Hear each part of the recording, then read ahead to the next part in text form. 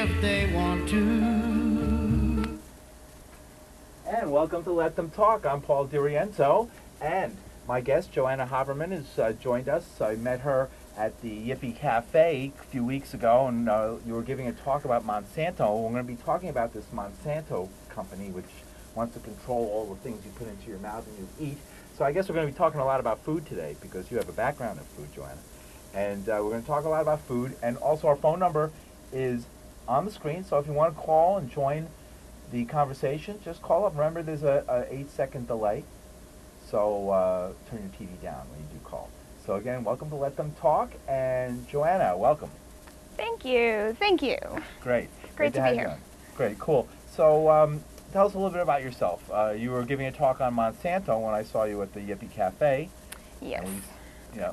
Yes, I have a history in food education and also in nutritional counseling. I went to the Institute for Integrative Nutrition here. Actually, we met at Columbus Circle, which is very nearby here.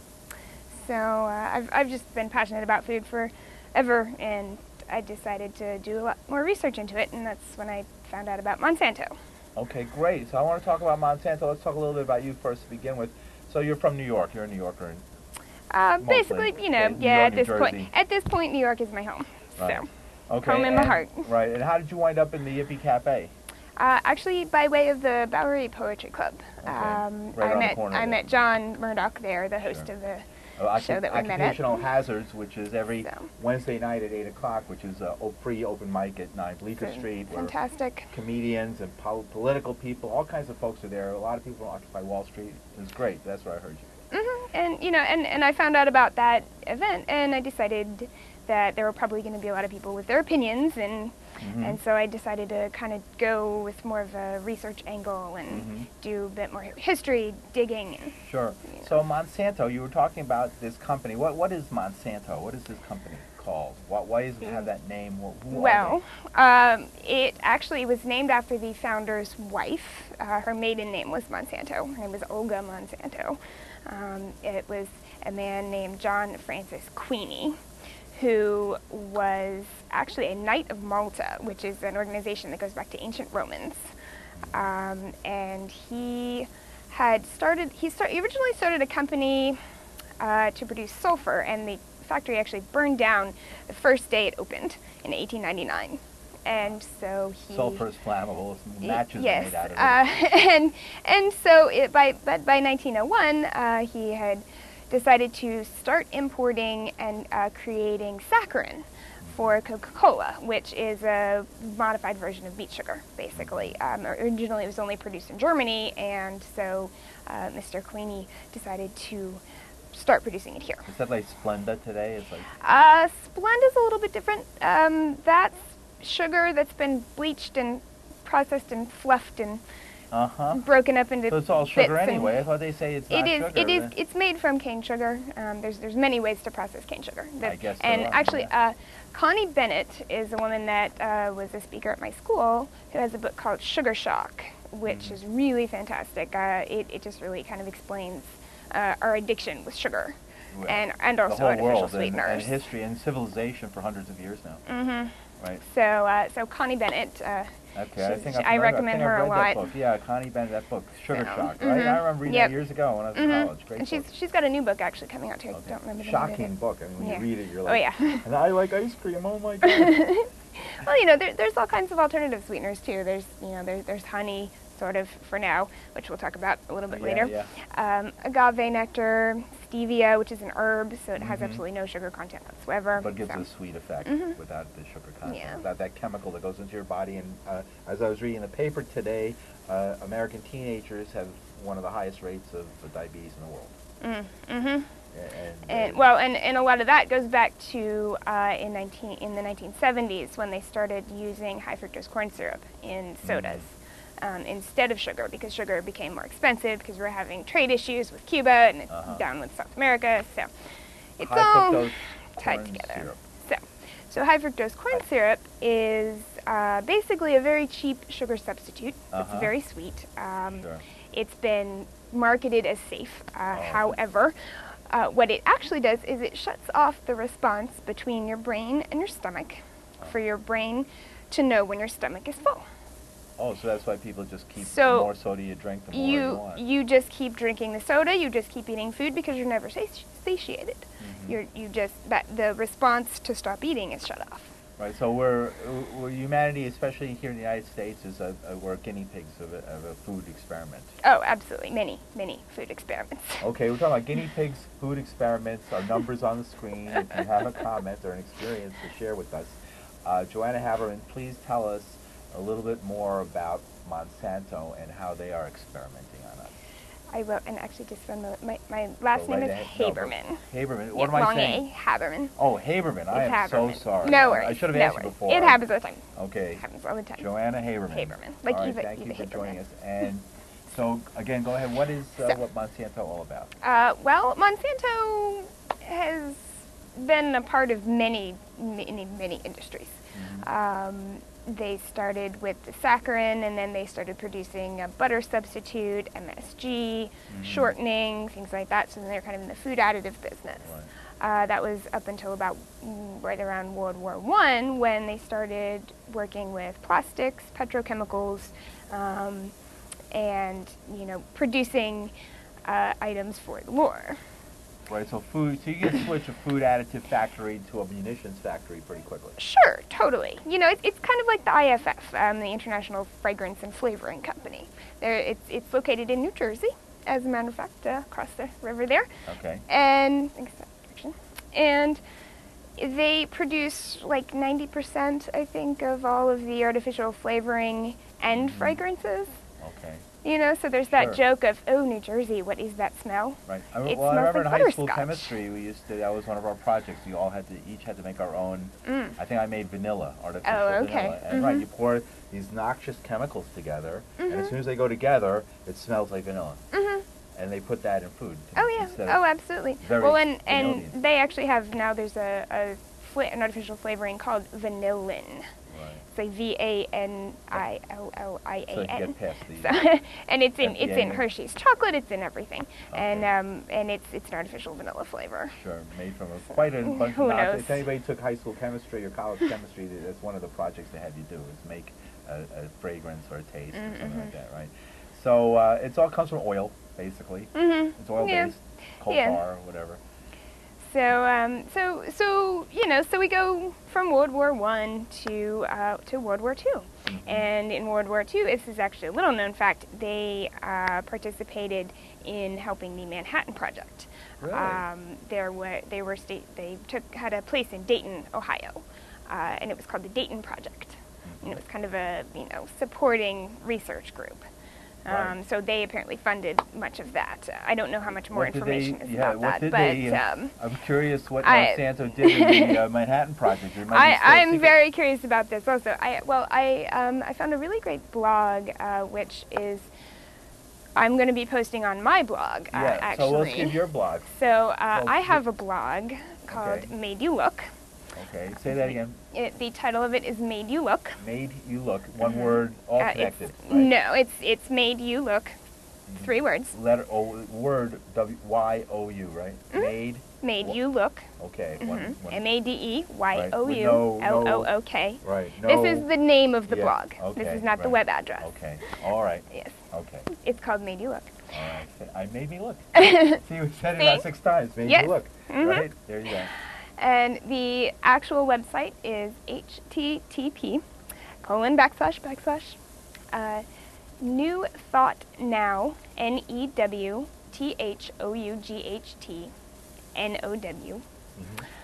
.wordpress.com. Okay. So that's newthoughtnow.wordpress.com. Okay. I'm going to be posting an article that I wrote. It's not quite finished, but it's actually also going to be about Monsanto, and it will be on my blog there. Okay. All right, great, Joanna. We'll give you a chance to repeat that later on Sure. for folks who are just tuning in. Sure. Okay, so we get to World War II with Monsanto, which is a company that was formed at the turn of the last century, named after the founder's wife, Monsanto, starts making food additives, winds up in the Manhattan Project during World War II, the atom bomb project, and the post-war world. What happened? So after World War II, there was a surplus of chemicals left over. that they didn't really know what to do with. So they started sort of combining and experimenting with them, and they discovered the idea of making fertilizers and pesticides. And so they spent a good number of years kind of testing all of this out, I think more underground, and then in 1964 is when they introduced Agent Orange. Monsanto is the company that created Agent Orange.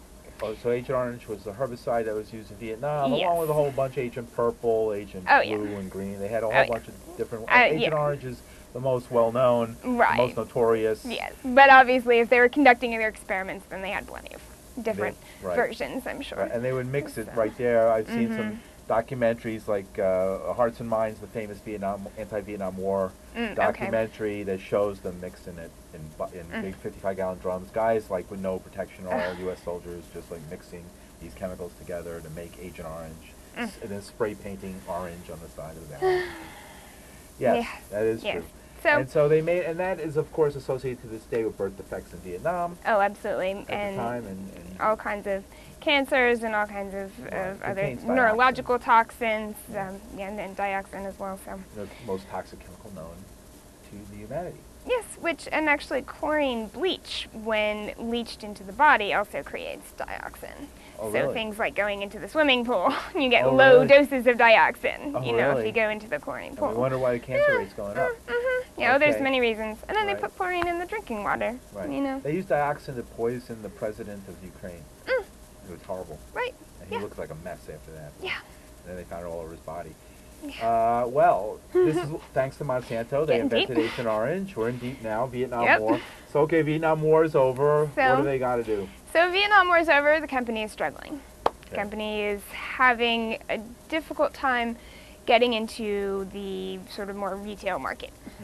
And so in the early 70s, they created Roundup, which was originally specifically a grass fertilizer. Roundup was a fertilizer? Yes, it was a grass fertilizer, originally. And that's the story I heard many years ago of the peasant farmer in Mexico, Guatemala, seeing it, storing it in a Coca-Cola bottle. So somebody came in and actually drank it down thinking it was Coca-Cola and died. Wow. Yeah. Oh, I'm sure. Because people would put it in whatever bottles they could find, and it happened to look like Coca-Cola Roundup. When it looks just like it in a bottle. I remember reading about that. But anyway, you go on. You're the expert. Well, this is great. Actually, this is great because we're kind of, we both got good stuff here. Yeah, we're both interested. I work for Gary Knoll, as many of the viewers know, and you're a big fan of Gary Knoll as well. And, he was as well as a well-educated food scientist who's telling us a lot of stuff. Very interesting material here about the Monsanto company, which has got everybody. Now we're talking about Monsanto by the 1980s is making Roundup, this fertilizer. Oh, this is the early 70s. Early 70s. We're doing early 70s to like early 80s.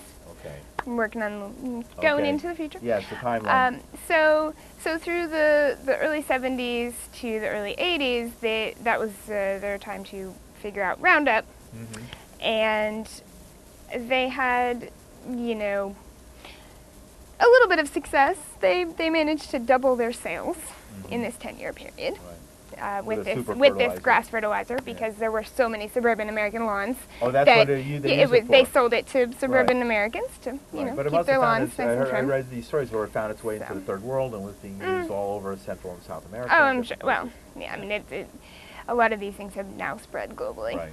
And it was not used correctly, as I was saying before. Yeah, like often being traveled in milk cartons and things like that. You never knew what it was. No instructions, no safety. So eventually they started looking into increasing crop yield. And so whether it was going to be to keep bugs away or keep the weeds from growing, they did lots of actual genetic modification. And this is where the sort of, keystones of genetic modification comes in. Genetic modification, to actually changing the genetic structure, frankenfood as it's called, of the food that we eat. Yes. Getting in there, putting pig genes in tomatoes, and also, whatever. Well, the basic premise of it is that they actually use the E. coli virus to invade the cell wall of the seed. And they implant the gene, they splice in the gene to make it resistant to the Roundup. And to make it resistant. So then, that way, when they spray the Roundup, the plants are fine because they have this gene that's resistant to this toxic chemical, and then all the weeds die. Okay. So You can do that with people too. Yeah. Well, you are what you eat, Right. literally. Yeah, right. The food that you put into your body becomes, your blood Right. takes the nutrients and becomes Right. you. So The maybe protein for all is I know, I might be resistant to Roundup, but I'm not going to try. We might all be at Yeah, I this know. point. Right. There's a lot of potential toxicity Okay. happening. Well, and definite toxicity. So they started with Yeah. genetic, and what are some of the genetic modifications they made? Well, Monsanto. they started with specifically the Roundup Ready, and the very first modified crop to be released. Well, actually, the Flavor Saver tomato came out first, but it The made a tomato lot with of no people flavor. sick. It was a very large, beautiful, bright red tomato, but it had no taste. None of them do unless they're. And in their backyard. well, this was in the early '90s, and this was before Yeah. genetic labeling was even sort of required. So if we were eating it and we had no idea. Yeah, absolutely. There were no regulations in America whatsoever until 2000 Sure. for genetic modification labeling. The items with GMOs in them. GMOs are. GMOs is genetically modified organisms. And that's what we're talking about. Yeah, Are they labeled now? Some products are in America. We're actually one of the last countries in the world that doesn't require labeling And on they fight everything. It. The food companies have fought it. Oh, they're fighting it now. Tooth and They're nail. totally fighting it now. Although in Europe, So- I mean, they're very upset about the seeds blowing from the genetically modified crops Absolutely. and taking over. And Hungary, I think, is one country who was very upset about that, for example, and Yes. some of the Eastern European countries. Yes, and that is a really huge issue that has now created almost a whole new level of issue. Right, because it can actually blow across the field? Or? See, what's happened is, first of all, the other seeds were sort of escaping, and then they were unlicensed crops, and then Monsanto would come in and kill off all Farmer John's crops. They would spray Roundup, and they would kill off all Farmer John's crops, and then whatever else was left alive belonged to Monsanto, so they would take those. There was actually a farmer in Canada. He and his wife had been farming for over 50 years. They had like 4 silos filled with seed stock that they'd been saving, and Monsanto took everything from them Because it had because their farm was contaminated. And so when it gets, even though Monsanto contaminated their farm, but that makes their seeds belong to Monsanto because they own the intellectual property that went into the development of that They seed. have over 11,000 individual seed patents now. 11,000 seed patents. Yes, individual seed patents. That for belong. So genetic the modification. food doesn't belong to the farmer, it doesn't belong Right. to the consumer, it doesn't even belong to the supermarket. It belongs to Right, it all belongs to Monsanto. Monsanto. Exactly. 11,000 Exactly. plants. There's a great documentary specifically on the food angle of this called "The Future of Food." The future of food. Okay. The Future of Food, and it traces Monsanto from about the 70s to, I think it came out in early 2000s. All right, Joanna Haberman, So- thank you so much. This is a good opportunity for you to maybe tell folks how they can learn more about you from your blog and information about this. All right. Well, I have a blog that is a WordPress blog. It is called Made You Look, MADEYOU, LOOK. Okay. And the website for that is New Thought Now at .wordpress.com. So that's NEWTHOUGHTNOW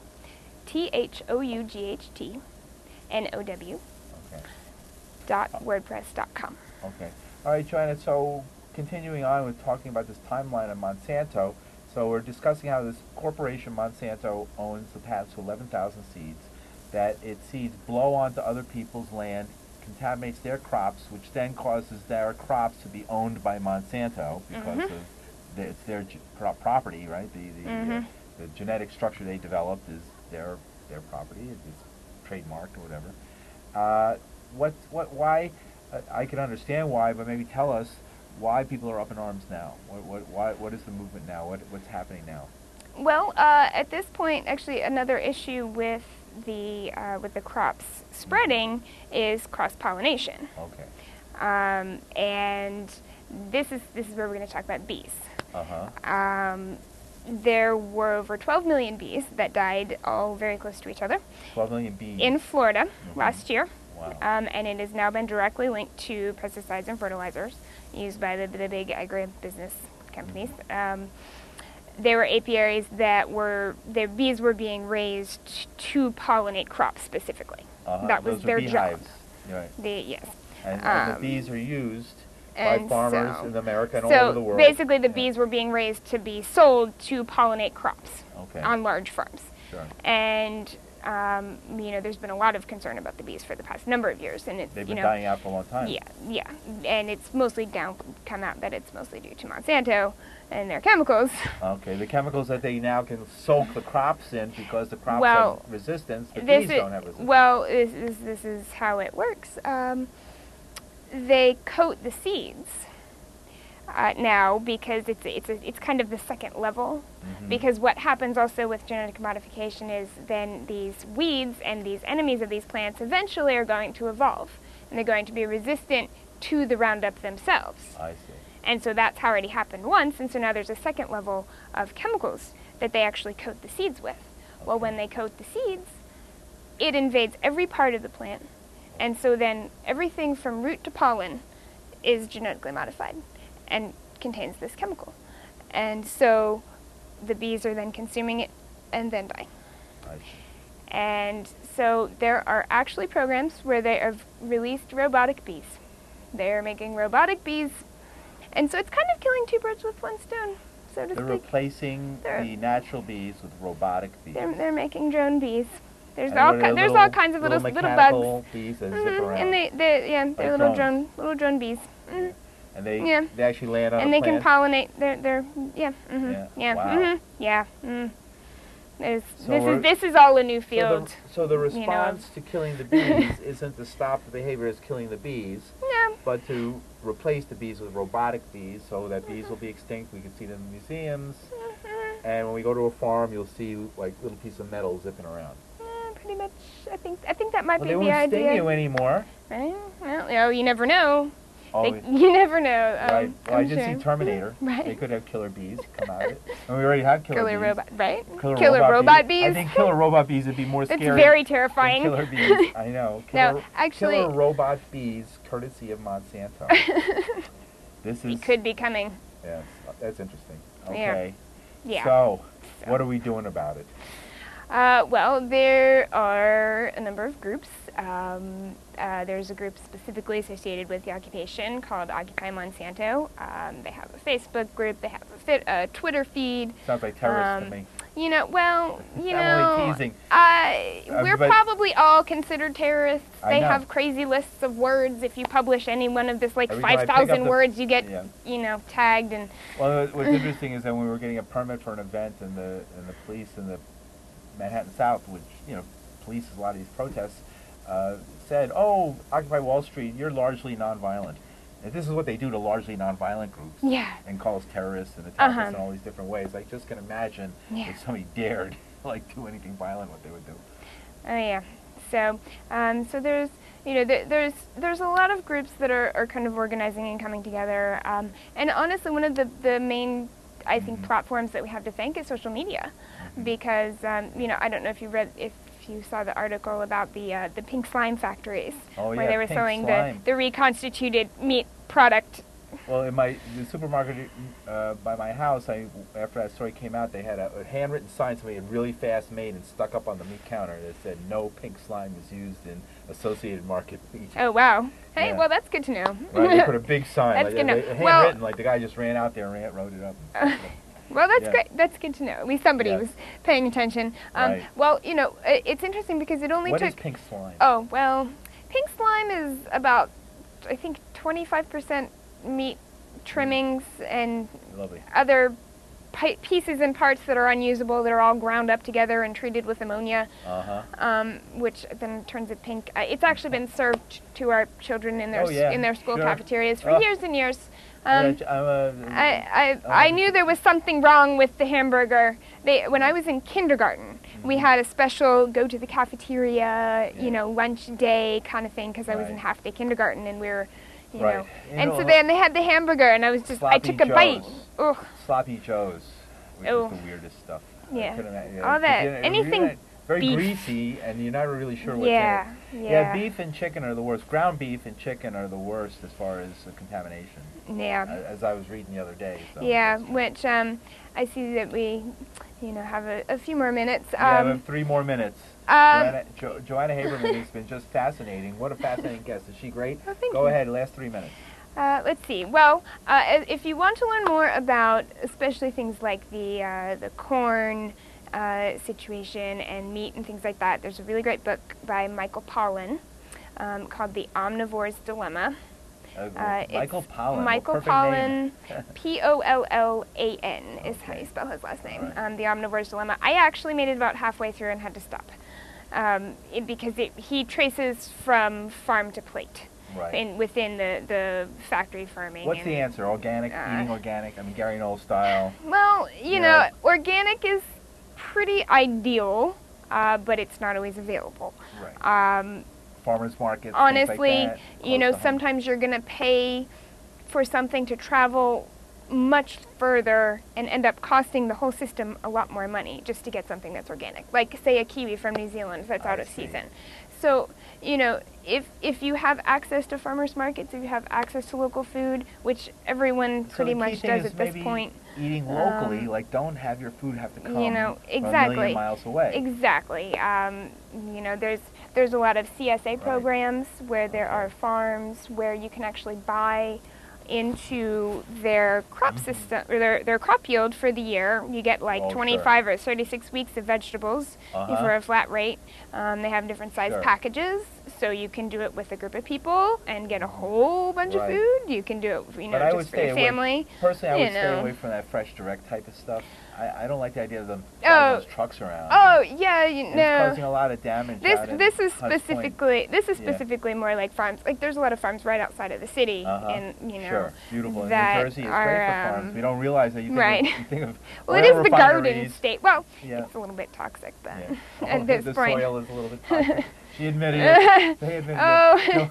Joanna Haberman. Wow, what a great show. This is very interesting. So look up more. Occupy Monsanto is an organization working with the Occupy group. Look up Monsanto.